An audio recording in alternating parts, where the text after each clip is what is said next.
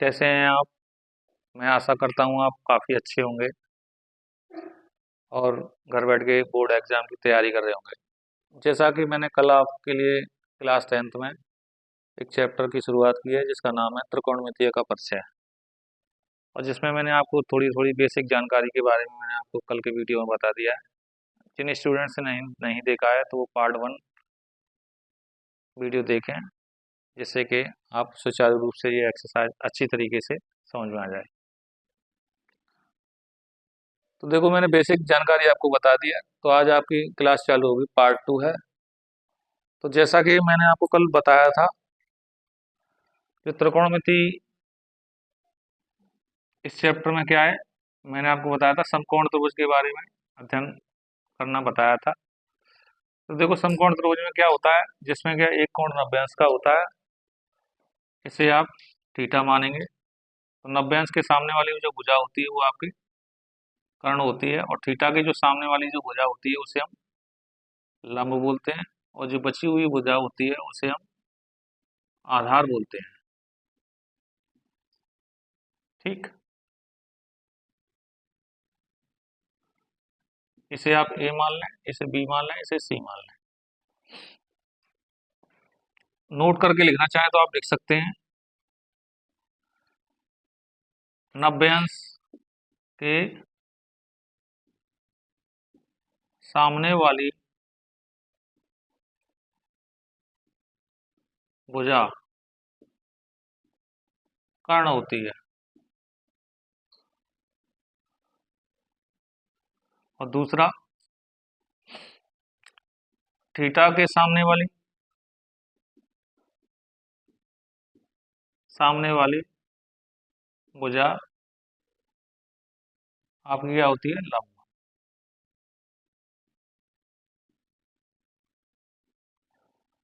और शेष तीसरी भुजा आधार होगी। क्या होगी? आधार होगी। अब देखो, इसमें एक कंडीशन और है, इसे समझने का प्रयास करें। ये थीटा आपका यहाँ है, तो इसके सामने वाली भुजा आपकी लंब होगी। अब अगर आपका ट्रायंगल ऐसे दिया है, तो ये दिया है, ये ए बी और सी, तो ये 90 अंश के सामने वाली भुजा, तो ये तो आपकी कर्ण होगी। अगर मान के चलो ये थीटा दिया है, ये थीटा दिया है, इसके बजाय ये वाला यहाँ थीटा दे दिया है, तो इसके सामने वाली भुजा आप क्या होगी, ये वाली भुजा आपकी लंब होगी, और ये आपकी आधार कहलाएगी। ये हमने क्या है, ये ऊपर वाला जो ट्रायंगल है उसे हमने रीरोट कर दिया, घुमा दिया है।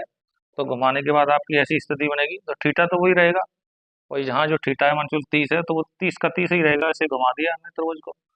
तो थीटा के जस्ट सामने वाली भुजा क्या होगी, लंब होगी। ये नहीं कि नहीं नीचे आया ऐसा वही लंब होगी, और यहाँ जो खड़ा है वही लंब होगा, ऐसे कुछ नहीं है। तो जो जहाँ थीटा दिया होगा उसके जस्ट सामने वाली भुजा आपकी लंब होगी, और 90 अंश के सामने वाली भुजा जो कर्ण होती है उसमें कोई परिवर्तन नहीं होता। फिर मैंने आपको बताया था, एक चौथा इंपोर्टेंट पॉइंट बताया था कल,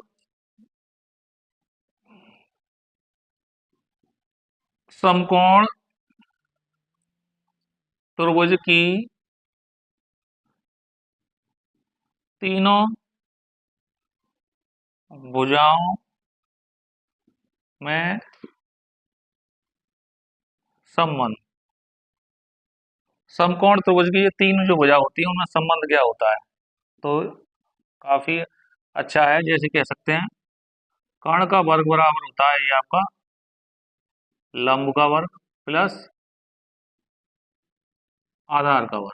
क्या होता है? कर्ण का वर्ग बराबर होता है आपका लंब का वर्ग, मतलब कर्ण कुछ भी संख्या होगी उसका वर्ग कर देंगे, और लंब और आधार के दोनों के वर्गों के योग के बराबर होता है। तो इस कंडीशन में जो आपका जो बराबर आ जाता है, तो ऐसे त्रिभुज को हम क्या बोलते हैं, समकोण त्रिभुज बोलते हैं। अब देखो यहाँ क्या दिया है, तो कर्ण दिया आपका AC का स्क्वायर, और आधार क्या दिया है, लंब लंब दिया है आपका BC का स्क्वायर, और ये क्या दिया है, AB का स्क्वायर। आप इसे ऐसे भी लिख सकते हैं। इसे बहुत से देखो कंडीशन में आप ऐसे भी लिख सकते हैं, इसे ऐसे होल स्क्वायर करके भी लिख सकते हैं, कोई फर्क नहीं पड़ता, ऐसे होल स्क्वायर करके लिखें। अब ये है, अब जैसा, और पांचवा मैंने क्या होता है, पांचवा लिखना चाहे तो लिखें, पांचवा पॉइंट यहाँ लिखेंगे। अब देखो कर्ण, जो कर्ण जो भुजा होती है, कर्ण भुजा सबसे बड़ी भुजा होती है। क्या होती है? सबसे बड़ी भुजा होती है। जो कर्ण होगी वो आपकी सबसे बड़ी भुजा होगी। ये दोनों भुजा इससे छोटी होंगी, ठीक है, इससे छोटी होंगी। अब देखो क्या होता है, जैसे कभी कभार हमें क्या है, ये जो कर्ण है हमें सबसे बड़ी भुजा का मान निकालना है। कभी कभी क्या होता है, हमें लंब निकालना होता है, आधार निकालना होता है। तो लंब और आधार निकालने के लिए आप क्या करेंगे, जैसे हमें लंब का स्क्वायर निकालना है, तो लंब का स्क्वायर निकालना है तो कह देंगे जो कर्ण होगी, कर्ण वाली भुजा के स्क्वायर में से आधार वाली भुजा का स्क्वायर हम घटा देंगे। अगर हमें आधार का स्क्वायर निकालना है, आधार का स्क्वायर निकालने के लिए वही होगा, कर्ण के वर्ग में से हम लंब का स्क्वायर हम घटा देंगे। तो ये जब है जब लंब और आधार निकाले जाएं। हाँ तो डियर स्टूडेंट्स, एक बार और रिवाइज करेंगे। देखो जैसे कि ये समकोण त्रिभुज दिया है, तो समकोण त्रिभुज में मैंने आपको बताया था एक त्रिभुज आपका 90 अंश का होता है। तो 90 अंश के सामने वाली भुजा आपकी कर्ण होगी, ठीक है। ये आपका थीटा है, थीटा के सामने वाली भुजा आपकी लंब होगी, और ये तीसरा दिया है इसकी भुजा आपकी आधार होगी। अगर इस ट्रायंगल को हमने घुमा दिया तो हो सकता है आपका थीटा आपका यहाँ पहुंच जाए, तो थीटा के जस्ट सामने वाली भुजा, थीटा के जस्ट सामने वाली भुजा आपकी लंब होगी, और इसमें 90 अंश के सामने वाली भुजा कर्ण होगी। उसमें वो आपका कोई परिवर्तन नहीं होता है। ये आपकी तीसरी भुजा जो बची हुई वो आपकी आधार होगी। तो मैंने सारा का सारा आपको लिखा दिया है। तो 90 अंश के सामने वाली भुजा होती है वो कर्ण होती है। क्या होती है? कर्ण होती है। ये बिल्कुल फिक्स रहेगी। और थीटा के सामने वाली भुजा क्या होगी? वो आपकी लंब होती है। शेष जो तीसरी भुजा होगी वो आपकी क्या होती है? वो आपकी भुजा आधार होगी। तो समकोण त्रिभुज की जो तीनों भुजा होती है उनमें संबंध क्या होता है? रिलेशन बिटवीन समकोण ट्रायंगल साइड्स। तो क्या होगा? तो ये आपका इंपोर्टेंट है, काफी ज्यादा इंपोर्टेंट है, आप बचपन से ही पढ़ के आ रहे हैं, 6 7 8 में आपने काफी पढ़ा होगा। तो ये होता है कर्ण का वर्ग बराबर लंब का वर्ग प्लस आधार का वर्ग। तो इसे आप एबीसीडी के रूप में लिखना चाहें तो लिख सकते हैं। तो कर्ण क्या है इसमें? आपका एसी, तो इसमें एसी होगा। लंब आपका क्या दिया है? बीसी, ये मैंने बीसी लिख दिया, और ये आधार ए बी है तो ए बी लिख दिया। इसे आप ऐसे स्क्वायर के रूप में आप लिख सकते हैं। पांचवा पॉइंट क्या है? जो कर्ण जो भुजा होती है, जो कर्ण भुजा होती है वो आपकी सबसे बड़ी भुजा होती है। मतलब कर्ण सबसे बड़ी होगी तो शेष जो भुजा होंगी वो छोटी होंगी। तो कभी कभार क्या होगा, अगर हमें लंब का मान निकालना है, लंब का स्क्वायर निकालना है, या लंब की वैल्यू निकालनी है, या आधार की निकालनी है, तो अगर लंब का स्क्वायर निकालना होगा तो जो कर्ण का होगा वो कर्ण के वर्ग में से आधार का वर्ग घटा देंगे। अगर हमें आधार का निकालना है तो भी हम कर्ण के वर्ग में से लंब का वर्ग माइनस कर देंगे, और बड़े आसानी से इन सवालों को आप हल कर सकते हैं। इस पर आधारित आपकी जो एक्सरसाइज है वो आपकी ए एक्सरसाइज है, जिसके ऊपर काफी सवाल दिए हैं और उनको आप करने का प्रयास करेंगे। हाँ तो डियर स्टूडेंट, देखो मैंने आपके सामने क्वेश्चन लिख दिया है और इस आधार पर आप क्वेश्चन करेंगे। तो देखो साइन थीटा बराबर दिया है 3/4, तो शेष सभी त्रिकोणमितीय अनुपातों को बताइए। तो देखो साइन को छोड़कर मैंने आपको बताया था 6 त्रिकोणमितीय अनुपात होते हैं, जिनमें से आपको एक की वैल्यू दी होगी, किसी एक की वैल्यू दी होगी और बाकी के 5 की वैल्यू पूछी होगी। तो देखो सबसे पहले क्या करेंगे, एक साइन थीटा बराबर क्या दिया है? साइन थीटा बराबर दिया है आपका, साइन थीटा बराबर 3/4। तो इसे लिख सकते हैं लंब, और इसे लिख सकते हैं कर्ण। तो ये लंब बटा कर्ण दिया है, तो कह सकते हैं लंब की वैल्यू आपकी कितनी है? 3 है, और जो कह सकते हैं कर्ण की वैल्यू है वो आपकी 4 है। केवल 3 और 4 है, ठीक है। आप क्या करोगे, एक ट्रायंगल बनाएंगे, आप अच्छी तरीके से बनाएंगे जैसे अच्छा लगे। तो ये मैंने आपका छोटा सा एक समकोण त्रिभुज बना दिया, इसमें से आप थीटा मान लेंगे। अब देखो लंब, हम नॉर्मली जब क्वेश्चन हल किया करेंगे, नॉर्मली जब क्वेश्चन हल करेंगे तो नीचे वाली जो वैल्यू होगी उसे हम बेस मानेंगे, आधार मानेंगे, और जो सामने वाली वैल्यू होगी उसे हम लंब मानेंगे नॉर्मली। और किसी किसी क्वेश्चन में दिए होते हैं तो उसके अकॉर्डिंग हम सॉल्व करेंगे। तो ये ए मान लो, इसे बी मान लो, इसे सी मान लो। तो लंब की वैल्यू कितनी दी है? 3, और कर्ण की वैल्यू कितनी दी है? 4। अब हमें ज्ञात करना है ये। क्या करना है, आधार निकालना है। आधार हमें पता नहीं है, ठीक है, ये मान लें, या फिर कह सकते हैं इसे आधार आपको ज्ञात नहीं है। तो आधार के लिए आप क्या क्या बताया था, मैंने आपको बताया था जब आधार निकालना है या लंब निकालना है तो क्या करते हैं, तो त्रिभुज एबीसी से, या कह सकते हैं समकोण त्रिभुज, समकोण त्रिभुज ए बी सी से। तो क्या करेंगे, कर्ण का वर्ग, अब आपको क्या निकालना है, आधार निकालना है। तो मैंने बताया था आधार निकालने के लिए, आधार का वर्ग निकालने के लिए कर्ण के वर्ग में से आप क्या करेंगे, लंब का वर्ग आप माइनस कर देंगे। तो देखो कर्ण, कर्ण कितना दिया है, 4, 4 का स्क्वायर, लंब कितना दिया है, 3, 3 का स्क्वायर, 4 का स्क्वायर 16 और 3 का वर्ग 9। तो इसे इसमें से घटाएंगे कितना आ जाएगा, 7। तो ये आपकी आधार स्क्वायर की वैल्यू आई है, लेकिन आधार की वैल्यू निकालेंगे तो क्या हो जाएगा, आधार की वैल्यू आएगी √7।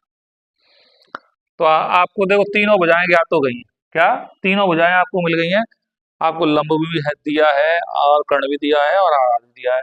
तो बाकी के 5 कौन से त्रिकोणमितीय अनुपात, तो साइन के बाद मैंने आपको बताया था कॉस थीटा, कॉस थीटा। तो ऐसे निकालने के लिए मैंने आपको बताया था लाल बट्टे कक्का लिख लेंगे आप, लाल बट्टे कक्का।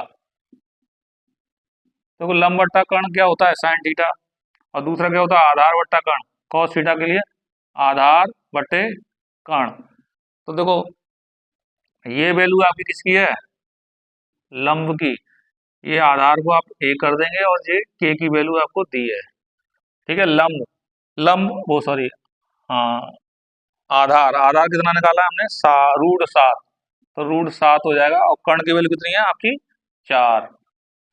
दूसरा निकालेंगे आप tan theta, tan theta, tan theta क्या होता है, लंब बटा आधार, लंब बटे आधार।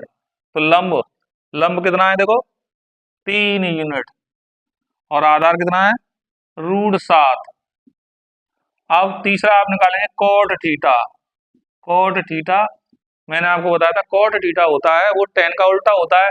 या तो आप ऐसे वैल्यू निकालें, इसे पलट देंगे, इसे पलट देंगे, तो ए बट्टा एल, तो इनकी जो वैल्यू है वो भी आपकी पलट जाएगी, तो पलट गई आपकी वैल्यू। और चौथा क्या आएगा, सेक थीटा, और सेक का मैंने आपको बताया था सीधा सीधा, सेक जो होता है वो किसका होता है, ये तो इसका उल्टा होता है और ये इसका उल्टा होता है, तो के बट्टा ए आएगा, तो कितना हो जाएगा 4/√7। अब 5 ये होता है कॉसेक थीटा, कॉसेक थीटा वो साइन का उल्टा होता है, उस साइन की वैल्यू हमें ऑलरेडी पहले से दे दी है। तो ये क्या करेंगे, के बट्टा क्या आएगा आपका एल, तो के की वैल्यू कितनी दे दी है उन्होंने 4, और एल की वैल्यू कितनी दे दी उन्होंने 3।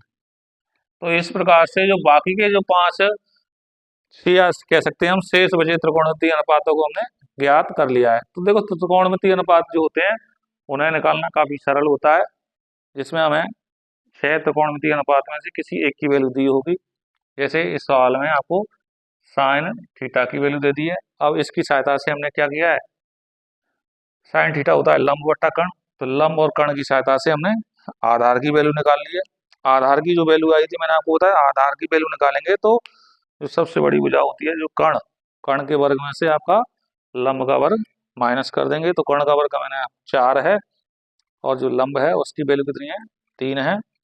इसे इसमें से स्क्वायर किया तो हमने कितना आया 16, और इसका स्क्वायर करेंगे तो कितना आया आपका 9 आया है, और √7 स्क्वायर बराबर 7। तो आधार की वैल्यू कितनी आएगी √7, और जो बाकी के 5 त्रिकोणमितीय अनुपात हैं उन्हें मैंने आपको बारी बारी से बता दिया है। इसे याद करने के लिए मैंने आपको तरीका भी बताया था, इसे आप लाल बट्टे का आप याद कर लें। तो कॉस थीटा की जो वैल्यू होती है, जो पहली वाली जो वैल्यू होती है वो साइन थीटा की वैल्यू होती है, दूसरी जो वैल्यू होती है वो कॉस थीटा की, और तीसरी जो वैल्यू होती है वो टेन थीटा की होती है। तो सीधे सीधे आप याद कर लेंगे। तो साइन की आपको वैल्यू दी है, कॉस और टेन की निकाल ली है, बाकी के मैंने 3 पलट के इनकी वैल्यू निकाल दी है।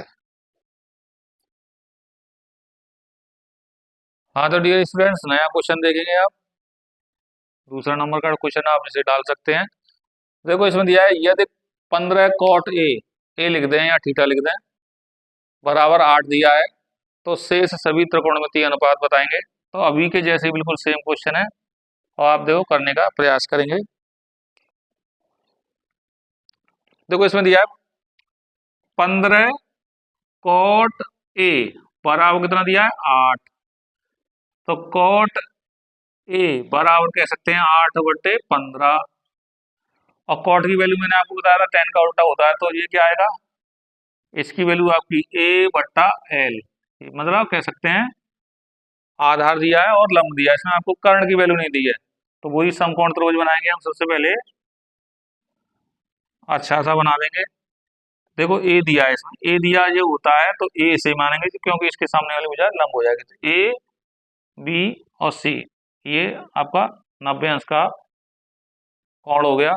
तो क्या दिया है, ए बराबर कितना दिया है 8, तो ए मैंने आपको बताया इसे इसे मान लें 8, और लंब कितना दिया है 15। आपको क्या निकालना है, ए सी का मतलब कर्ण। तो मैंने आपको बताया था ए सी का जो वर्ग होगा वो ए बी के वर्ग के बराबर और बी सी के वर्ग के बराबर होता है। तो ए बी कितना है आपका 8 का वर्ग, और बी सी कितना है 15 का वर्ग। 8 का वर्ग कितना आएगा 64, 15 का वर्ग कितना होगा 225, इनको जोड़ देंगे 289 आएगा। ये ए सी का स्क्वायर आया। अगर ए सी की वैल्यू निकालेंगे तो √289, ये आपकी वैल्यू किसकी होती है, इसके फैक्टर करेंगे तो 17 × 17, तो इसमें से आपकी 17 वैल्यू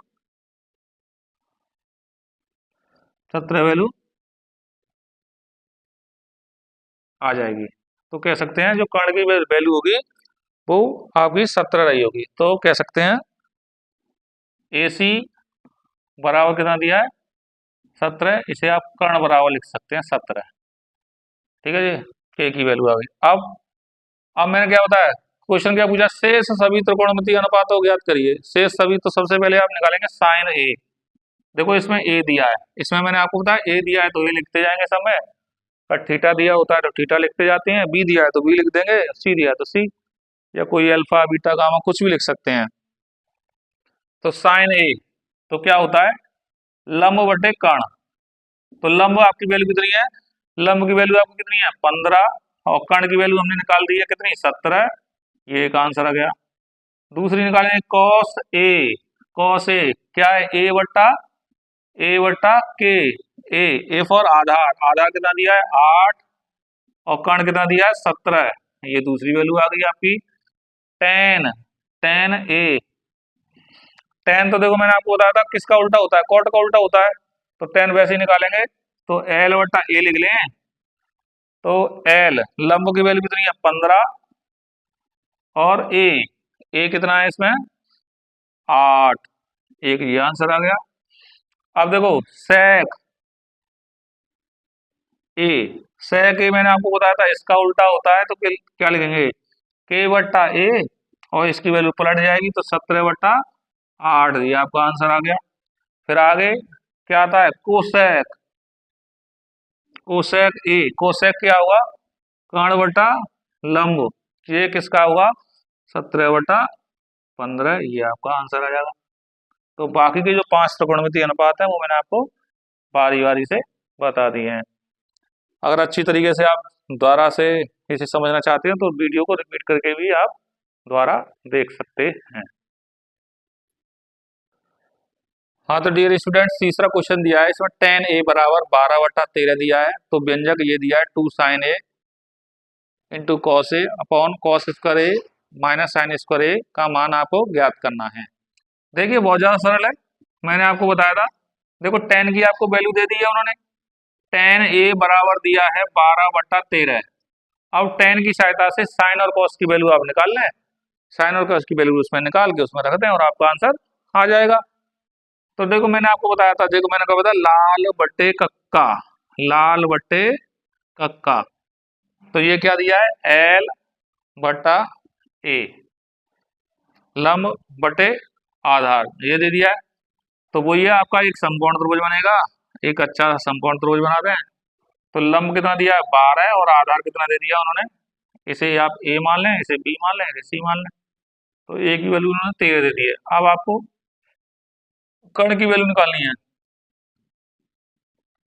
तो त्रिभुज ए बी सी से, तो ए सी का वर्ग बराबर होगा आपका ए बी के वर्ग के बराबर और बी सी के वर्ग के बराबर। ए बी का वर्ग कितना दिया है?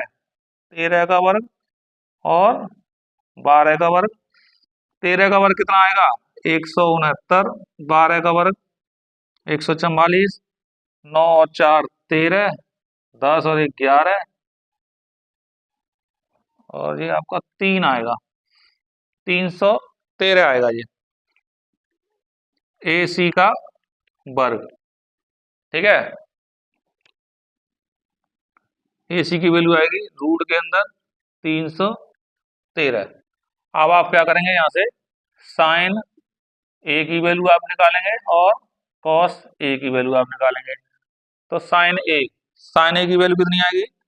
लंब बटे कर्ण, और कॉस की आएगी आधार बटा कर्ण। तो देखो, लंब लंब कितना दिया है इसमें?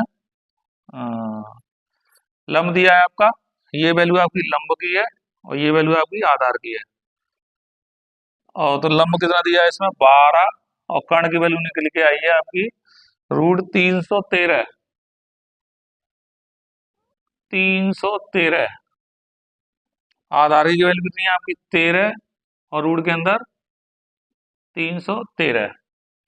अब देखो, हमारे पास साइन की वैल्यू और कॉस की वैल्यू आपके पास दी है। ठीक है, तो आप क्या करेंगे, देखो ये नीचे वैल्यू हमें निकालनी है इसमें। Cos square A minus sine square निकालना है। तो ये आप क्या करेंगे, cos square A minus sine square ए की वैल्यू आप निकालना है। तो कॉस ए, तो 13/313 का वर्ग माइनस साइन स्क्वायर कितना दिया है? 12/313 का वर्ग। तो ये आएगा 169/313 और 144/313। देखो, इसमें से आप इसे माइनस करेंगे तो 9 में से 4 जाएंगे तो आपका 5 आएगा। और यहाँ कितना? 16 में से 14 जाएंगे तो 2/313, ये वैल्यू आ जाएगी। अब देखो, 2 साइन ए इंटू कॉस ए बटे cos square A minus sine square ए की वैल्यू आपको निकालनी है। तो 2 साइन ए की वैल्यू आपकी 12 बटे रूट के अंदर 313। और कॉस की वैल्यू कितनी है? 13 रूट के अंदर 313 बटे, और इसकी वैल्यू हमने पहले से ही निकाल ली है, 25/313। अब देखो, ऊपर ऊपर का गुणा करेंगे तो 12 गुणा 13, तो 12 गुणा 13 आपका 2 गुणा 156 आएगा जी आपका। 12 गुणा 13 156। और रूट की वैल्यू 2 बार करेंगे तो रूट हट जाएगा, 3 से 13 आएगा ये आपका। और ये आपका 25/313, इससे वैल्यू आपकी ये कट जाएगी। तो ये आएगा 2 छिक्के 12, 312 आएगा ये, 312/25। तो ये आपका आंसर आ जाएगा। तो कैसी रही आज आपकी क्लास स्टूडेंट्स? मैं आशा करता हूँ आपको मेरी क्लास पसंद आई होगी। अगर मेरा पढ़ाना आपको अच्छा लगा हो तो मेरी वीडियो को आप आगे अपने दोस्तों को फॉरवर्ड करें जो कि 10th क्लास की बोर्ड एग्जाम देंगे। Thank you class.